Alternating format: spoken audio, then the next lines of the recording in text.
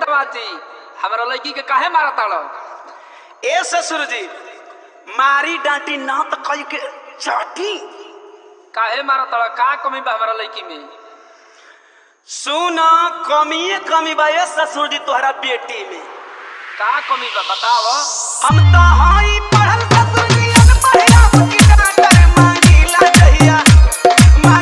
कहिया वाटर देवे ले टमाटर।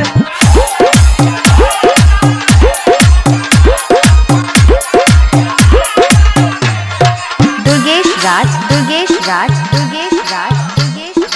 थोड़ा पढ़ के इंग्लिश बोले सीधा ना रे बैंड है जो मेरा रसी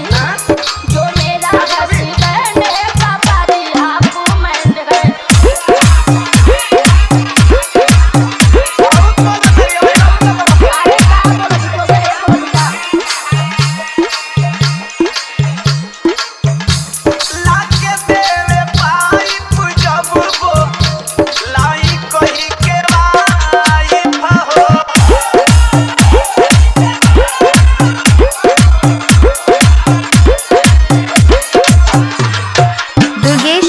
दुर्गेश राज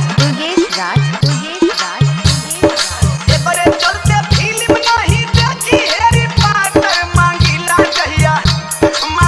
कहिया वाटर देवे ले टमाटर।